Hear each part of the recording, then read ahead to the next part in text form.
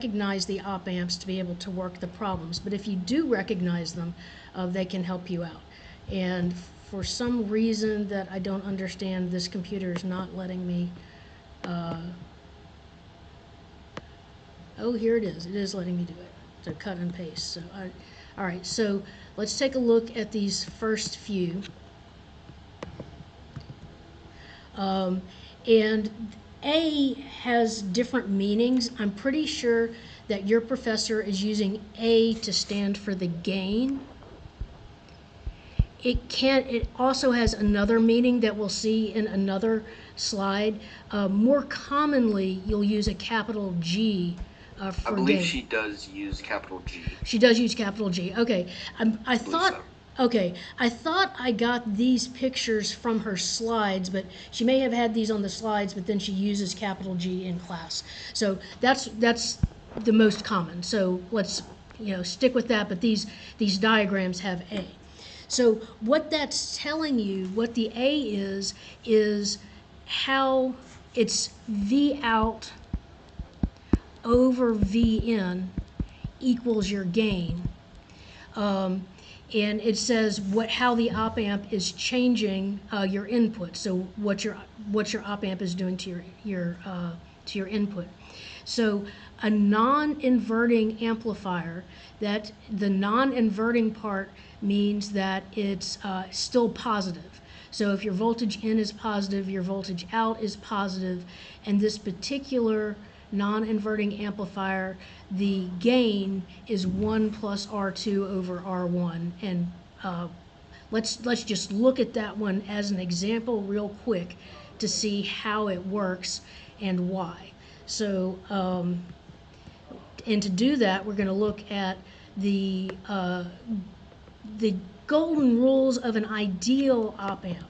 So this in electronics, you'll talk about non-ideal op amps, but in an ideal op amp, you can assume a couple things. You can assume, does she use VP or V plus for V plus? Okay. V plus. V plus. All right. So you can assume that V plus equals V minus. So the voltage at this terminal and the voltage at this terminal are equal. They're not necessarily zero, but they're equal. If you're thinking that, well, sometimes they're zero, how can I have an output that's, that has a gain? It's because there is another input to here that's not shown. You do have a VCC that you'll learn more about in electronics. So the voltage in and the voltage out, that's just the voltage you're trying to manipulate. It's not necessarily the power for the op amp. Okay, so the other thing that you have is that I plus has to equal I minus, and that does have to equal 0. So the current going into the op amp is 0. It's actually not exactly 0, but it's very close to 0, and in an ideal op amp we say it is 0. And using those, you can figure out all kinds of stuff about your op amp. So like for this one, let's see if we can figure out why our gain is 1 plus R2 over R1. So if we look at our circuit here, we know that Vn has some value, and that is V plus. And we know that V minus has to have that same value. This current right there is I minus. What does I minus have to be? Current 0. Current, it has to be 0. So that means that the current through R2 and the current through R1 have to be the same, because by KCL, if this current is 0, the current through R2 all of that has to go through R1. And so I know that that current, so I'll just call it I has to equal V out minus 0 over R1 plus R2.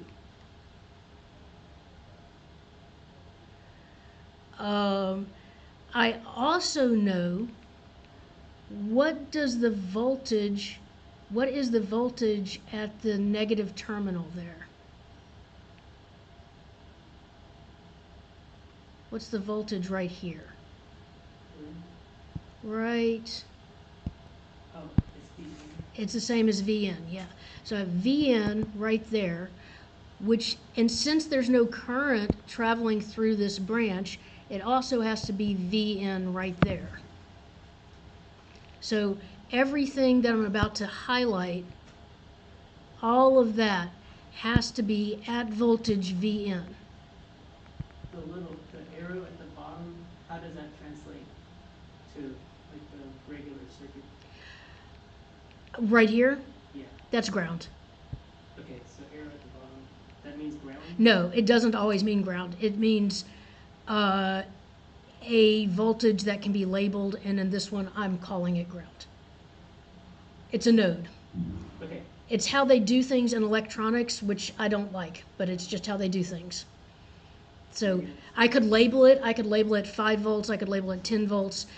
We don't know what it is, I'm calling it ground. And I think in all of the diagrams we have here, it'll be ground. So all these diagrams will be ground. Okay, so I know that in the branch over that has V out,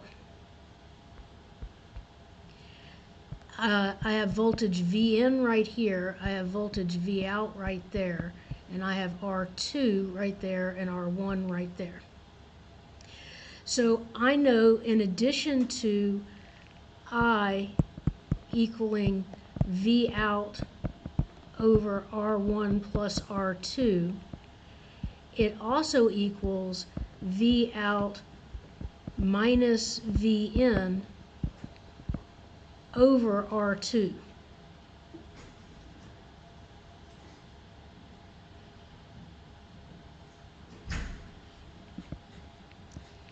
So I have V out over R1 plus R2 equals V out minus Vn over R2.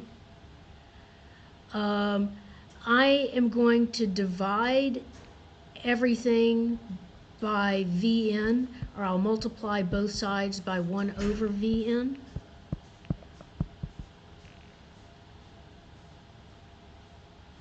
So I get V out over Vn over R1 plus R2 equals V out over Vn minus 1 over R2, or my gain over R1 plus R2 equals my gain minus 1 over R2. And then I can get, I'll cross multiply, my gain times R2 equals my gain minus 1 times R1 plus R2, or my gain times R2 equals my gain times R1 plus R2 minus R1 plus R2. And then my gain times R2 minus my gain times R1 minus my gain times R2 equals minus R1 minus R2. And then I get minus gain times R1 equals minus R1 minus R2. We're almost there. Divide everything by negative R1. And my gain equals 1 plus R2 over R1. And I sure hope that's what it was supposed to equal. Yeah. Okay, so it can be some algebra to get there. but that's how I use those to get there. But if you see an op amp that looks like this, if it looks just like this, you don't have to go through all that. You know what the gain is going to be. Okay, so this op amp is just a follower. So that means V out is going to equal V in. And you can tell it's easy to see why that has to be true, because V minus has to equal V plus. So this is V in. There can't be any current in this wire, so that has to be V in. I'm not going to go through doing the inverting amplifier or the summing amplifier, but the inverting amplifier makes it negative. The inverting amplifier is very common though, so you'll see that kind of structure. The summing amplifier is you can sum up voltages. And so like when you're given a problem, you can look and see if it matches one of those. And then we've got I think I've seen that in the lab. the summing amplifier.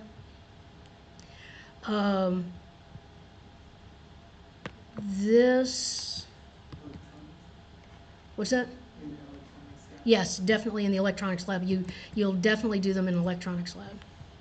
So these are the properties of an ideal amplifier, ideal op amp. We had that the current constraint IP equals IN equals 0. Voltage constraint VP equals VN. This is a different A that I'll talk about in a minute. This is the internal resistance. We're saying the internal resistance of the op amp is infinity. That's why no current goes into it. And the external resistance is 0. We don't have any resistance out here at that part.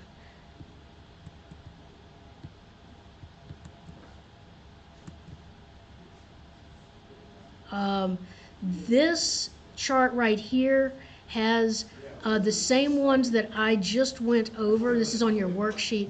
Has the same ones I just went over, but it might be in a slightly different format. This is the way the book does them.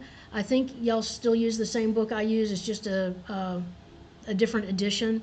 So like rather than having it as 1 plus R1 over R2, they have it as R1 plus R2 over R2.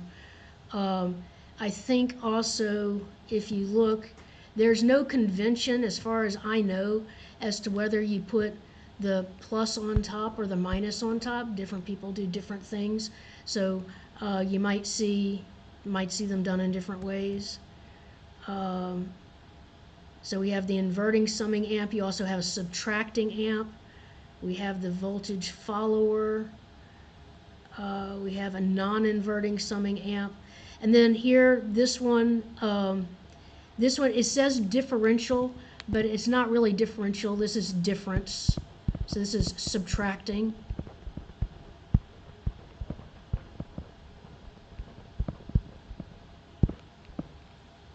Will we eventually memorize these gains? No, To be able to go, oh yeah, this is blah. probably not. But you will do problems where you'll look at these diagrams and see if you can match them up. But you're not going to memorize them. But you might memorize this one. So the integrator, not this year, but later. So the integrator has a capacitor.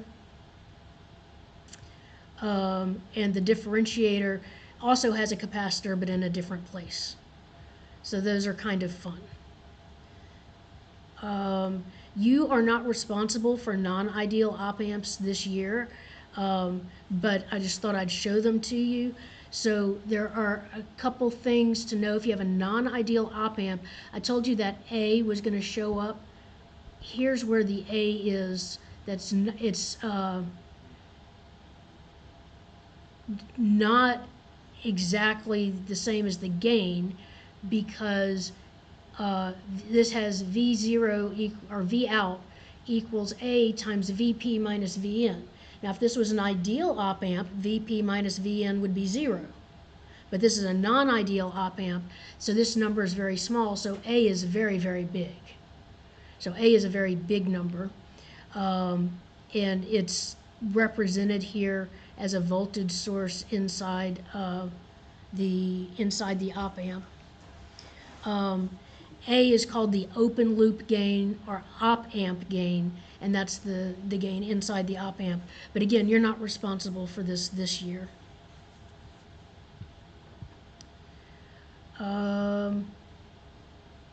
All right, so that was my introduction before I start working some problems. Do y'all have any questions on that before I start with the problems? All right, I'm going to stop this recording.